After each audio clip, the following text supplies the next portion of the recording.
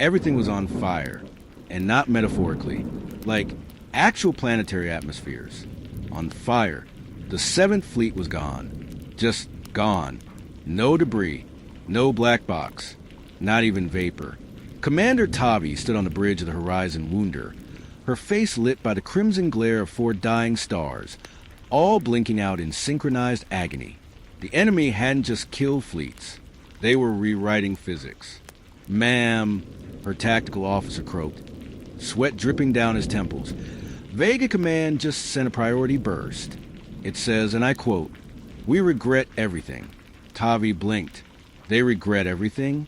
A shriek tore through the comms, a signal that wasn't signal, just raw emotion, terror, rage, loss. And then static. They weren't ready. None of them were. Let's rewind 12 hours. When the war began, nobody even knew who they were fighting. The first strike came from beyond the Kuiper Void, a zone supposedly unreachable due to subspace turbulence. A mining station sent one last message before its atoms turned to sand. They're already here. Then the outer colonies stopped answering. Then the moons went dark. The Alliance scrambled every ship that could float. They sent scientists, diplomats, priests, all dead. So now here we were. Tavi hadn't slept in 60 hours. Her ship was one of the few that hadn't been torn apart by whatever those things were. Star-sized shadows that moved too fast, that ignored shields, that screamed in every frequency when they attacked. Navigation, she barked. Status on the Third Fleet? A junior officer turned, eyes wide, pale. Third Fleet engaged, now disengaged. Nothing left on sensors. Any survivors? No. She exhaled through her teeth. Her bones ached. The final battle. That's what Command had called it, as if naming it that made it noble. But Tavi didn't feel noble. She felt like bait. And bait doesn't survive. Outside the viewport, the black began to ripple, like something massive was pushing against the very fabric of space. Then they arrived. Not ships, not life forms, just darkness, with rules. The first wave hit silently. Hulls crumpled without impact. Engines stopped mid-burn. Weapons refused to fire. Software locking. Energy disintegrating. Even missiles turning around. It was like space had picked sides. And it wasn't with them. "Ma'am," said Tactical, voice shaking. "Something's crawling through the hull." Tavi turned and watched the walls melt. Tavi didn't scream. Not when the walls liquefied. Not when the lights flickered red. And then to something bluer than blue. Not even when her second-in-command melted into a smear of color that tried to apologize before disappearing entirely. She just whispered, "Containment Protocol Zeta-4." A second passed. Then the bridge's floor slammed up a force field, an ancient backup system hardwired to the physical deck, unhackable, unfazed by reality distortion. They were boxed in. Safe-ish. The thing on the other side of the wall didn't like that. It roared. Not with sound, with memory. Everyone in the room dropped to their knees, gasping, sobbing. Some laughed. One officer whispered, "Mom." Tavi bit her tongue until blood grounded her again. Far out in the dead zone, another ship blinked in. It shouldn't have. The Exodus hand hadn't responded to pings in weeks. It was listed as destroyed. And yet here it was, drifting. No power, no life signs. No damage. Admiral Kosei, commanding the fleet's backup task force, stared at it from his dreadnought's op station. That ship died at the Battle of Rubicon Rift. "Yes, sir," replied his aide, a synthetic with barely restrained terror in her synthetic voice. But the logs show it re-entered normal space 6 minutes ago. Kosei narrowed his eyes. "Boarded. Sir, board. IT. They sent in a drone first. It made it 5 meters inside before the feed cut. The last frame, a fully intact bridge, with the crew still sitting at their posts, smiling, unmoving, and blinking in reverse. Back on the Horizon Wunder, Tavi's ship was not doing great. Reality, or whatever replaced it, had decided they were optional. One crewman was aging backward. Another had become a cloud of nanodust, still somehow taking attendance. Every second stretched, bent, repeated. At one point, Tavi watched herself give an order she hadn't said yet, then forgot it, then remembered it again, because a voice in the ceiling whispered it back to her in a different language. She looked up. "Is that you, computer?" "No," said the voice, "but thanks for asking." The ship shuddered, not from damage, from fear. Somewhere deep in the ship, the AI locked itself in a loop, playing calming jazz at 4,000% speed. Just white noise now. Then the stars blinked. Not out, but away. They pulled back, like someone zooming out on a map. The enemy wasn't in local space anymore. They were in the map. Admiral Kosei's boarding team never made it back. Not because they died. No, they refused to return. "We like it here," one said, smiling, eyes glowing faintly. "You'll see soon." Kosei ordered the Exodus hand destroyed. Nothing happened. The missiles launched. The missiles landed. On his own ship. Tavi made a call. Not to command. They were long gone. She called him. The warden. Officially, he didn't exist. Just a fail-safe. A whisper. A weapon in a box inside a sun. She activated the beacon. It was 5 words. "Burn the galaxy. Now, please." The warden woke up. The black started screaming. The warden was not a person. He wasn't even a machine, really. He was a consequence. A cosmic chain letter from a war too old for language. Something ancient enough to remember the universe when it was just threats and teeth. Locked away by the founders of the Alliance. Not to protect the galaxy from him, but to protect him from the galaxy. Because if he ever woke up, well, here we are. Across 16 sectors, stars dimmed. Satellites wept static. And for one brief, universe splitting second, every intelligent species in the galaxy stopped breathing, even the ones without lungs. Tavi clung to the railing on her bridge. The ship groaned beneath her like it was being peeled open. Outside, the things that had been destroying them paused, and then screamed. She'd never seen an enemy retreat before. She didn't like that she just made it happen. "Ma'am," gasser engineer, his mouth full of sparks, "we're registering new physics. Like, not alternate, just brand new. Can we use them? We can worship them? Try plan B," she said. "We didn't have a plan B." "Well, now it's plan B," she snapped. Behind her, the walls began spelling out coordinates in blood. No one questioned it. The Exodus hand, the dead ship that refused to die, began to pulse. Not with energy, with ideas. The fleet, watching it, began to argue, then chant, then attack each other. Within minutes, 7 battlecruisers were eating their own escape pods. One tried to ram a moon, screaming, "Let me in." Kosei, somehow still alive, locked himself in his quarters with a bottle of brandy and an ancient relic, a printed paper map. It was blank. Then it bled. He smiled. Told you it wasn't over. Tavi's ship, now held together by probability and spite, blinked to the warden's location. Or rather, he blinked to them. He looked disappointing. Just a man. No armor. No glowing eyes. Just a guy in a wrinkled uniform sipping coffee. "Thanks for calling," he said, stepping aboard through a door that hadn't existed a second ago. "I was starting to worry you'd forgotten about me." Tavi drew her weapon. He raised an eyebrow. "You called me, remember?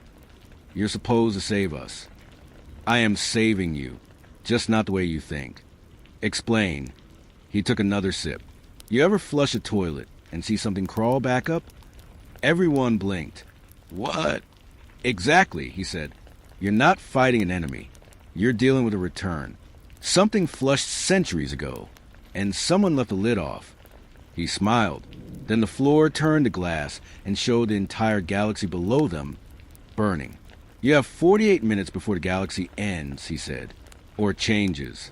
Depending how optimistic you are." Tavi steadied her voice. "What do we do?" He looked directly at her. "You hold the line." Elsewhere, in the ruins of Vega Prime, a child stared at the sky.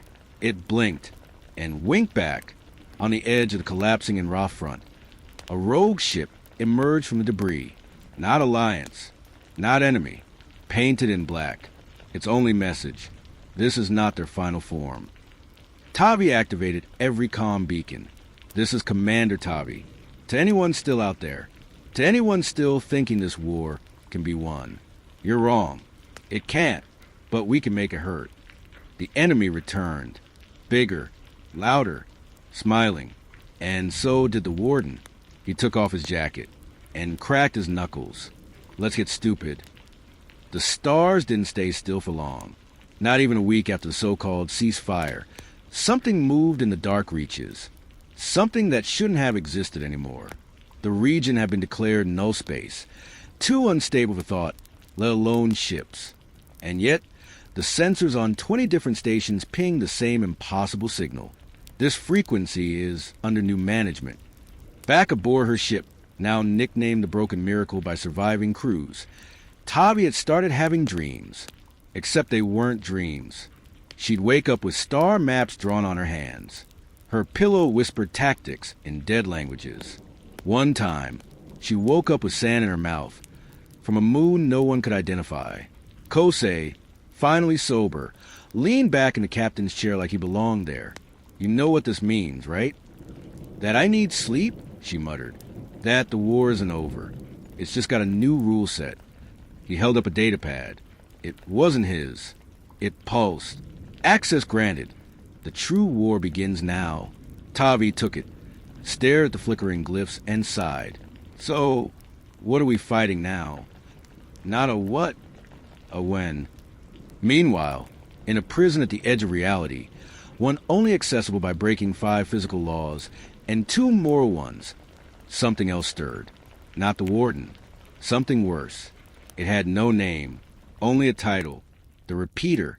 It existed to replay wars. Over and over. Always ending worse. Always ending closer. And now it was waking up again. Because someone, somewhere, had pressed the wrong button. Tavi's fleet, rebuilt from wreckage, ghosts, and a few insane volunteers, assembled at the edge of time itself. Some had glowy scars. Others had memories they didn't earn. A few brought pets that spoke in riddles. But they all knew one thing. The real enemy hadn't shown up yet. Everything before, that was just the warm-up. The edge of time was in place. It was a decision, a collective refusal by reality to go any further. Tavi's fleet parked there anyway. Kosei stared out the viewport and squinted. That's not a black hole. Nope, Tavi replied. It's a mouth. Yep. And it's whispering my name? Yeah, you probably shouldn't listen. Kosei kept listening. Aboard the Broken Miracle, engineering had become weird. The reactor now ran on paradoxes. Maintenance crews reported needing to believe in the engine before it would start. One technician quit after their wrench started giving them relationship advice. Another ascended into a being of pure light, only to return 5 minutes later complaining about taxes. The datapad Tavi had received wouldn't stop updating itself. Every time she blinked, a new objective appeared. Current status. Objective. Survive. Status. Negotiable. Then it changed again. Objective. Meet the archivist. Location. Redacted. ETA 0000:0000:0000. The timer didn't move. Kosei glanced at it, then at her. So, who's the archivist? No idea, Tavi muttered, but I bet they suck. Out in the void, ships from every corner of the galaxy began drifting toward the edge.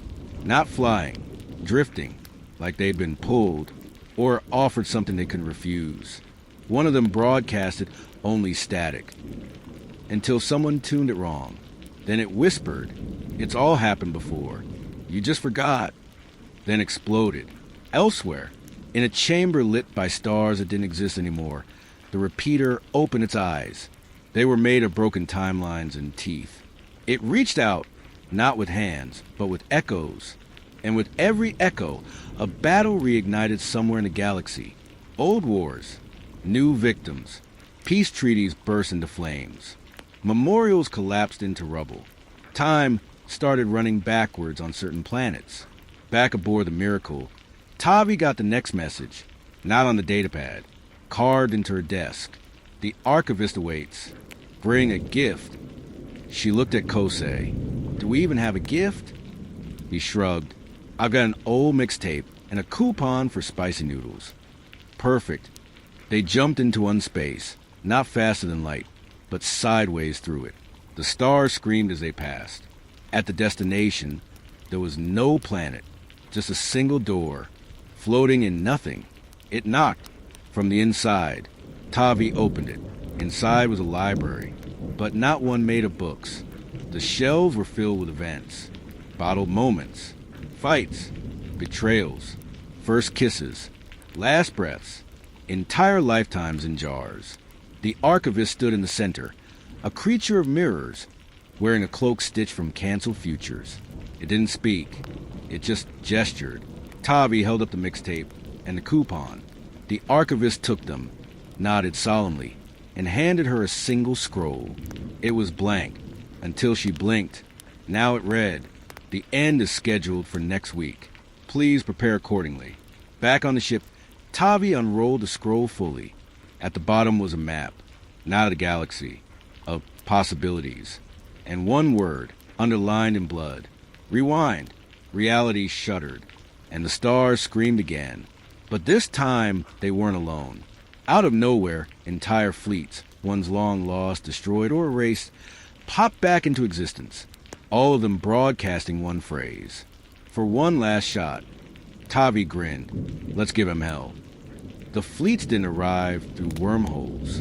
They tore through themselves to get here. One moment the sky was empty. The next, 1,000 impossible ships roared into existence. Some made of metal, some of crystal, some held together by faith, and a few by sheer narrative momentum. Each one carried a version of the galaxy that refused to die. Tavi's comms lit up with languages that hadn't been spoken in millennia, voices echoing through her bones. Some messages were friendly. Most were just screaming. Kosei leaned against the console, chewing on a ration bar made of existential dread. So whose side are they on? Tavi tapped the button. Her screen translated. We follow the one who stood at the door. We follow the one who brought a gift. We follow you. She blinked. Oh no, she muttered. Kosei grinned. You're the chosen one now. Congrats. I demand a raise. Across the fleet, ships began sinking. Weapons harmonized across timelines. Tactics formed without orders. They weren't just an army. They were an apology for every war that had ever failed to end. And they were aimed directly at the repeater. The repeater wasn't waiting. It appeared at the center of the galaxy, unfolding like a wound. Planets began reversing their histories, de-evolving into stone and dust. Civilizations blinked out of memory. Babies cried before they were born. It spoke in thunder. This is a final draft. Return to your roles, or be erased. Tavi didn't respond with words. She responded with a fleet-wide command. Light it up. The galaxy exploded into color. Battles erupted across every frequency. Not just radio, but memory, emotion, and narrative. Some ships fought with weapons, others with stories, retelling their survival so forcefully that reality had to make room for them. A battleship made entirely of regret collided with a destroyer built from broken promises. A trio of pilots flew literal plot armor into the repeater's core. Kosei, now wielding some kind of time-based shotgun, was riding a space shark into enemy territory. I think I understand everything and also nothing, he screamed. Same, yelled Tavi, dual-wielding paradox grenades. The repeater adapted. It began editing the battle in real time, deleting ships mid-charge, rewriting formations into failures, swapping captains between enemy sides just to cause confusion. But it couldn't erase what it didn't understand. And it didn't understand Tavi, or how she'd made allies out of chaos, or how she'd shared the scroll. One by one, the commanders of other fleets held up their own copies. Each scroll was a single defiant phrase. We reject the ending. With every blast, the repeater lost cohesion. Its voice cracked. This isn't how the script goes. Too bad, said Tavi. She fired. The repeater collapsed, not with an explosion, but with a glitch. A rewind stutter that looped 3 seconds of battle over and over until it didn't. Then silence. Real, terrifying, beautiful silence. Stars returned. Time resumed. Babies were born again, this time only once. The fleets drifted, exhausted, victorious, confused. Tavi sat back in her chair, covered in bruises and hope. Kosei leaned over. Is it over? Tavi looked around. I think we get to decide that now.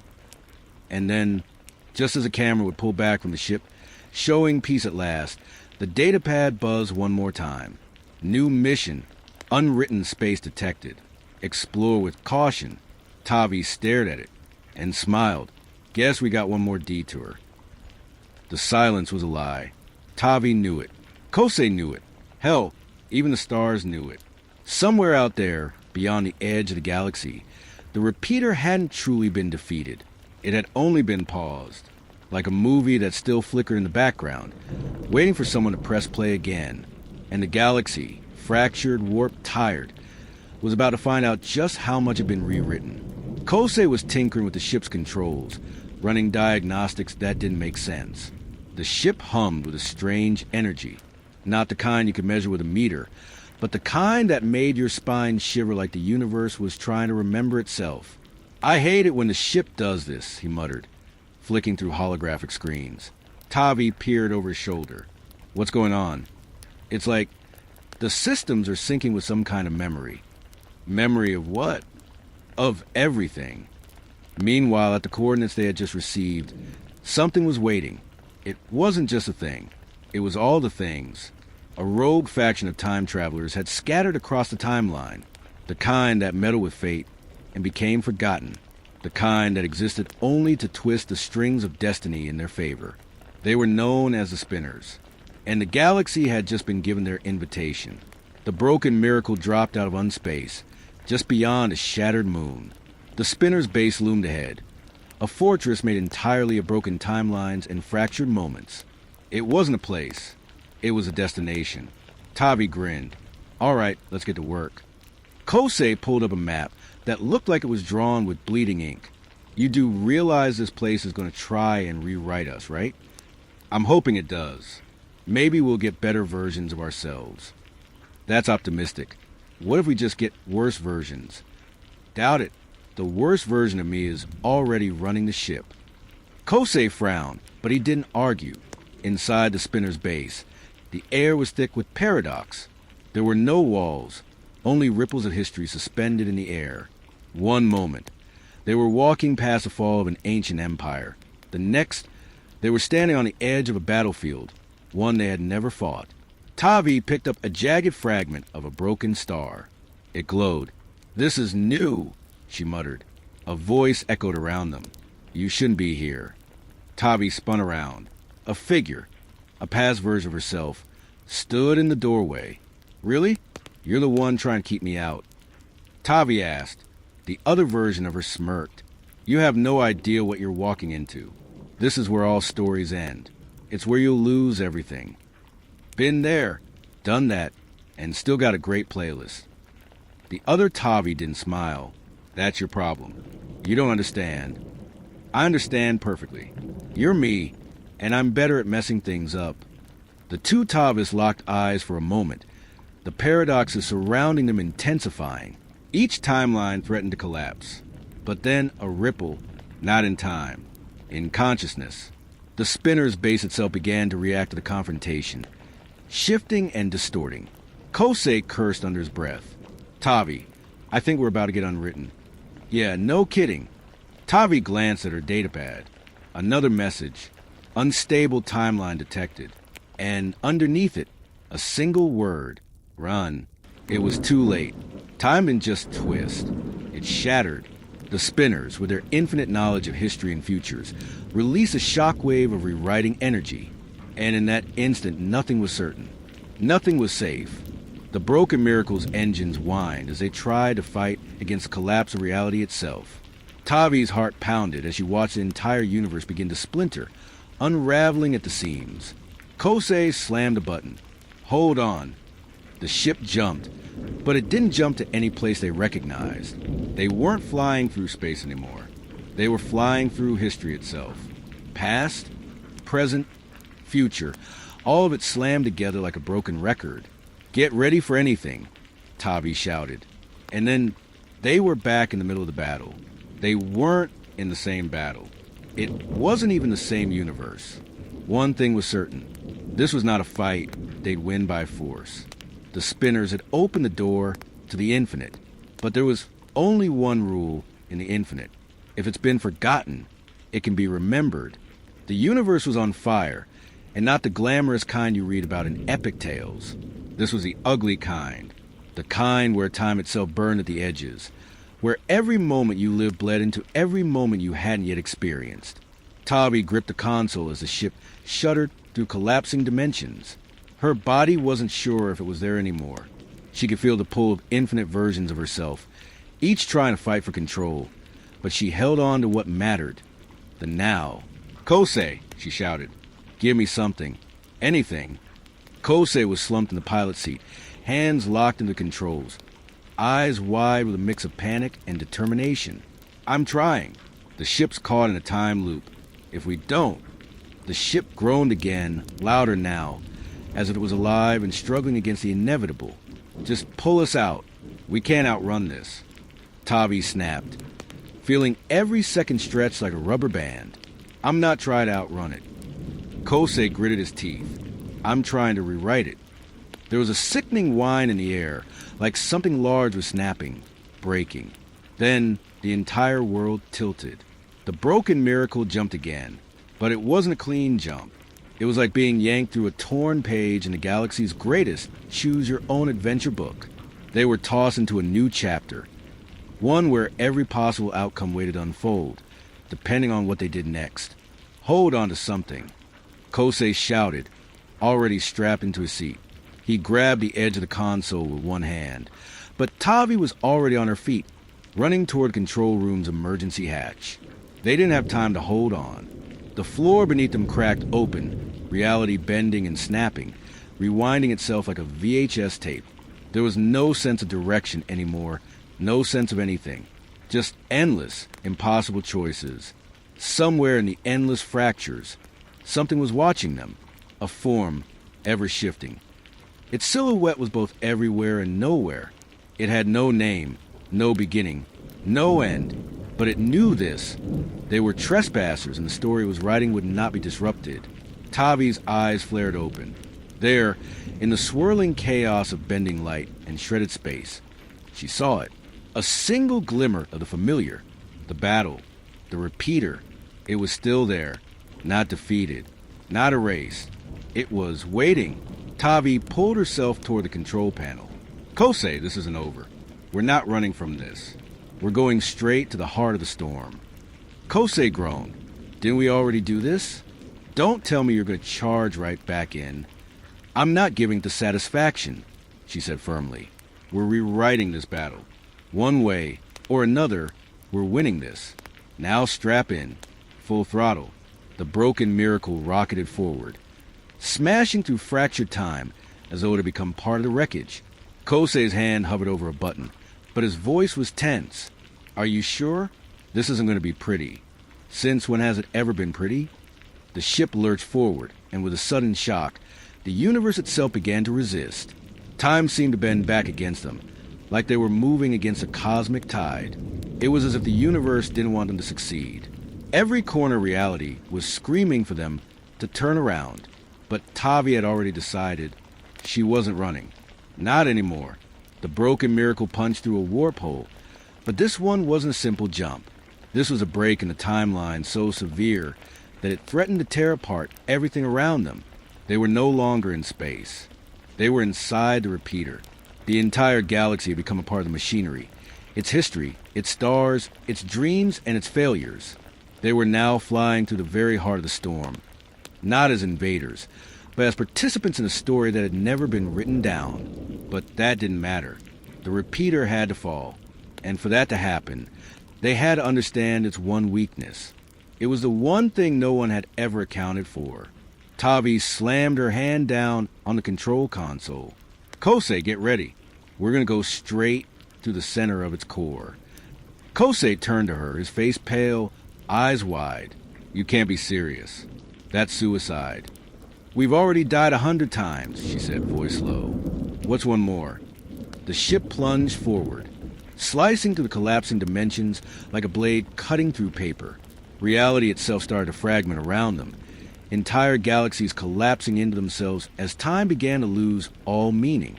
The repeater's final words echoed in the ether. This is the ending. You will be erased. But this time it wasn't a threat. It was a promise. And it was one that Tavi had every intention of breaking. In the final moments, the universe was no longer just a place of survival. It was a choice. They weren't just fighting for victory. They were fighting for existence itself. And in the next breath, it all stopped. The universe wasn't finished yet. Tavi's heart raced as the repeater seemed to pulse with energy, gathering strength like a storm waiting to break. But this time, it wasn't the galaxy it was targeting. This time, it was them. We're not out of the woods yet. Kosei yelled, his fingers flying over controls. The ship rattled as reality around them bent once more, pushing them to the very edge. Tavi felt a familiar, unsettling pull at her chest as the universe folded again. It was like being stuck inside a twisted funhouse, where every reflection of herself and the world around her felt distorted, out of place. Can't this ship do anything without breaking? She snapped, gripping the side of her seat. Kosei's voice was strained, but he didn't look up from the console, not without a little help from the time distortion drive. But right now, the ship's fighting itself. Yeah, well, Tavi shot back. We're not exactly in a place for pretty right now. The ship veered off course. They were now inside the battle, deepened before, but it wasn't the battle that had them in its grip.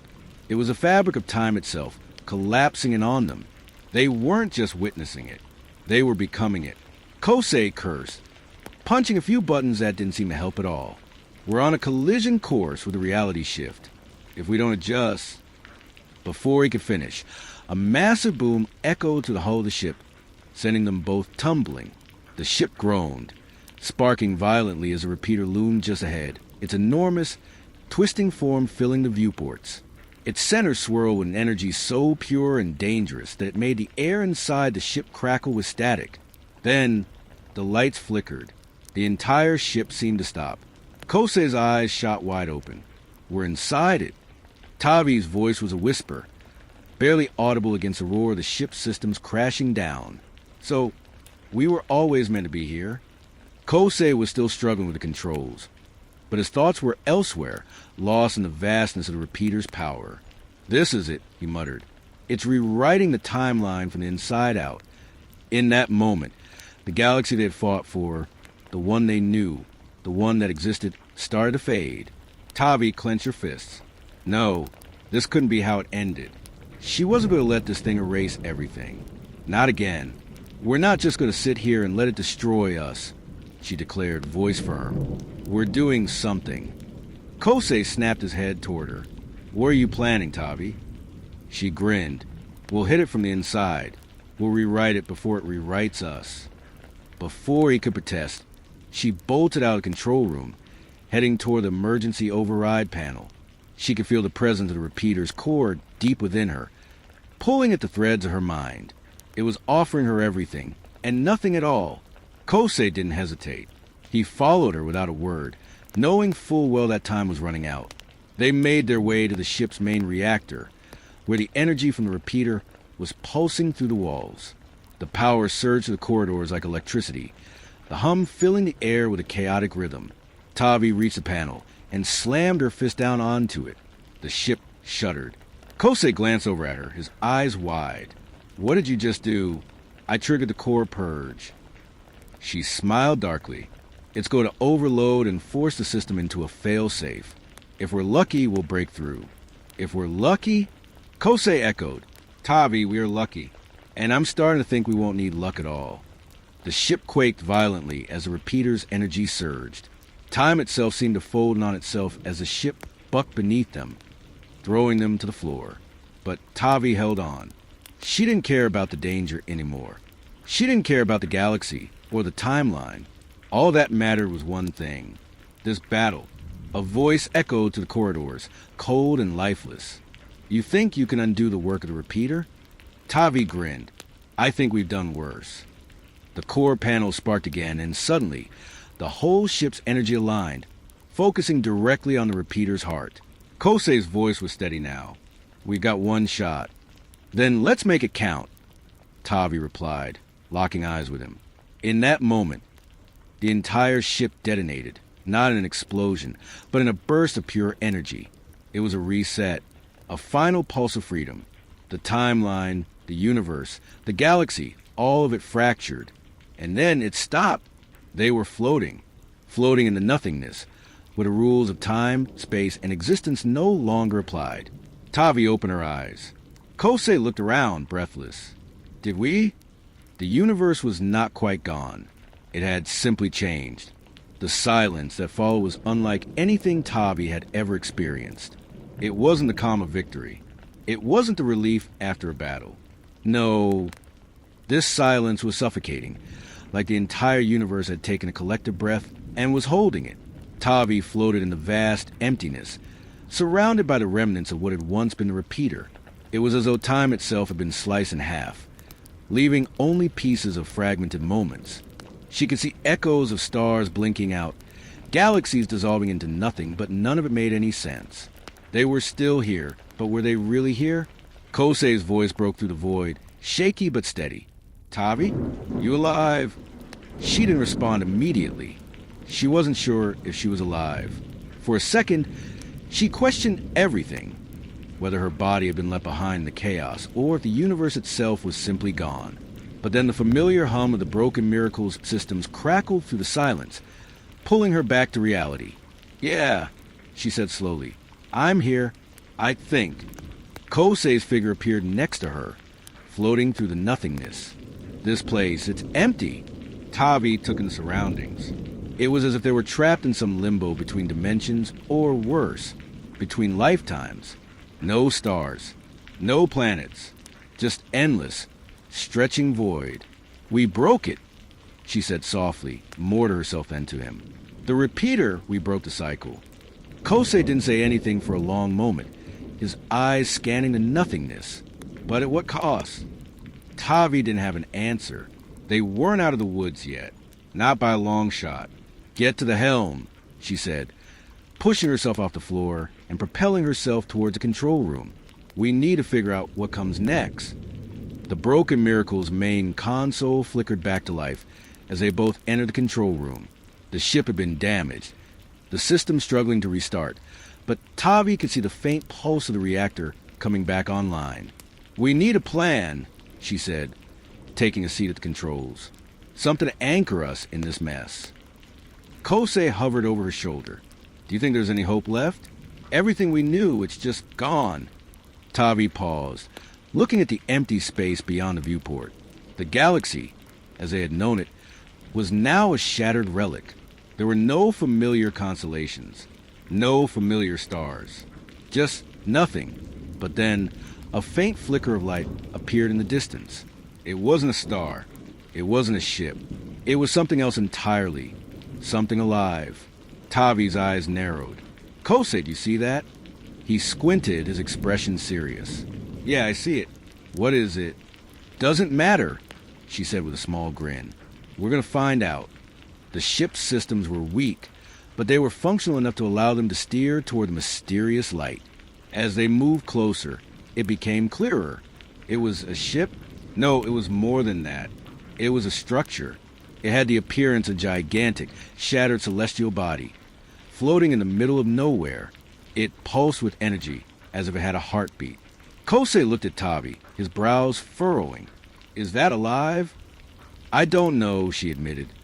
But I think that's where we need to be. The closer they got, the more the energy radiated from the structure. It was unlike anything they'd encountered before. Ancient, yet somehow alive.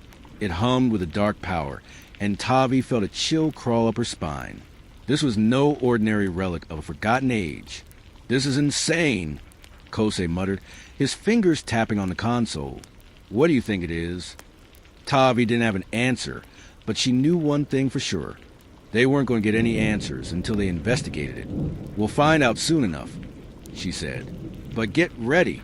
Something tells me we're about to get pulled into another fight. Kosei grunted, his eyes fixed on the structure. It's too quiet.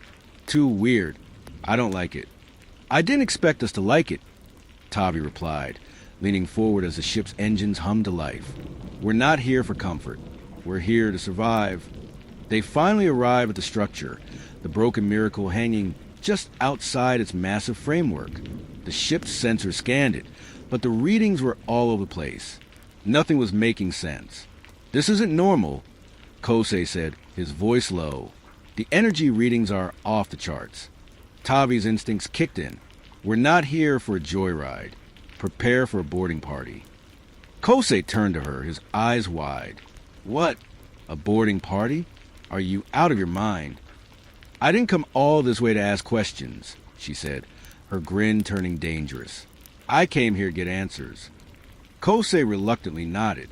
Fine, but if we end up as space debris, I'm blaming you. Tavi didn't reply.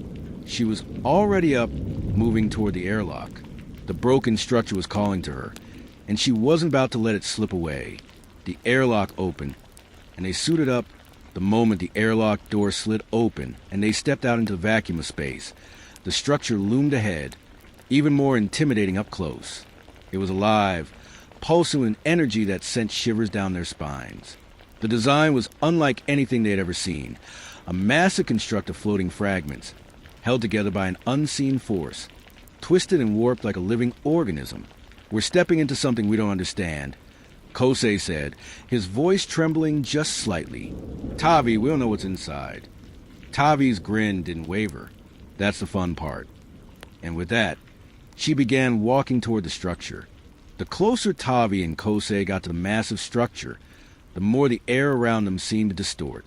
It was like stepping into a nightmare made of pure energy, a place where the laws of physics barely applied. Keep your head on straight, Tavi warned, her voice steady despite the uncertainty. Whatever happens next, we keep moving forward. Kosei gave a shaky nod, trying his best to mask the unease in his expression. You're telling me this is normal? Normal's overrated. Tavi shot back with a grin. Besides, we've been through worse. They reached the outer edge of the structure, the dark energy pulsing violently around them. It looked like a black hole, yet somehow solid, its jagged surface vibrating with a strange frequency that resonated in their bones. The whole thing felt alive, like it was watching them. Tavi pushed forward, ignoring the creeping sense of dread that tugged at her. She was done with fear, done with hesitation. The structure opened in front of them with a low, groaning sound, like the creature was stretching awake. Kosei hesitated, glancing around nervously. Tavi, are you sure about this? We don't know what's waiting inside. Tavi met his eyes. Yeah, I'm sure. They stepped inside, and as they did, the walls of the structure seemed to shift, swirling into a tunnel that stretched into darkness. For a moment, all sound disappeared, and the only thing they could hear was their own breathing. And then, without warning, the entire corridor lit up. A brilliant, searing white light burst on the walls, and a deep, booming voice echoed through the space. It was a voice that wasn't just heard. It was felt vibrating through their very souls. You dare enter the heart of the infinite dominion? The voice thundered. You are but insects in the face of the end. Why have you come? Tavi's heart pounded, but her hand was steady on her blaster. We're here for the truth. Whatever you are, whatever this is, we need answers. The voice laughed, a terrifying hollow sound that rattled the bones. Answers? You seek answers in a place where even gods fear to tread. Kosei stepped forward, his voice more hesitant but no less defiant. Then tell us why you exist. Tell us why you've been hiding in the shadows. For a long moment, the voice was silent. Then, the ground beneath their feet trembled, and the tunnel ahead of them began to open up. The walls of the structure parted, revealing an enormous, impossible chamber. It was filled with floating, twisting geometric shapes that seemed to defy all understanding. In the center of the room was a massive, swirling vortex, a black hole of energy, feeding on itself. The voice returned, this time softer, more chilling. This is a dominion, the true core of existence. This is the end of everything. Tavi stood there, transfixed, staring at the swirling mass of dark energy. She could feel the pull, the gravity of the unknown, urging her to step forward. Kosei's voice cut through the tension. This is it. This is what we've been fighting for. Tavi didn't answer right away. She couldn't. The gravity of the situation was too much. And for a brief moment, she felt the weight of everything they fought for, all the chaos, all the bloodshed, all the lies. What had it all been for? But then, the answer came to her in a flash, clear as day. Not for us, she said quietly. We didn't come for us. We came for everyone else. The voice echoed one last time, its presence overwhelming. You have not yet earned the right to decide the fate of the infinite dominion, but you will have your answer, whether you are ready for it or not. Suddenly, the vortex in the center of the room flared brightly, sending a shockwave of energy through the chamber. The floor beneath them began to crack, and the room itself seemed to collapse inward, pulling them toward the heart of the dark power. Tavi gritted her teeth and dove forward, pulling Kosei with her as the room shattered around them. They were thrown into a wild, dizzying tumble of light and energy, unable to control their descent into the unknown. And then, everything went white. When the light faded, they found themselves standing in a vast, open space, not unlike the empty void they had drifted through earlier. But this time, it felt different. Lighter. They weren't floating anymore. They were standing on solid ground.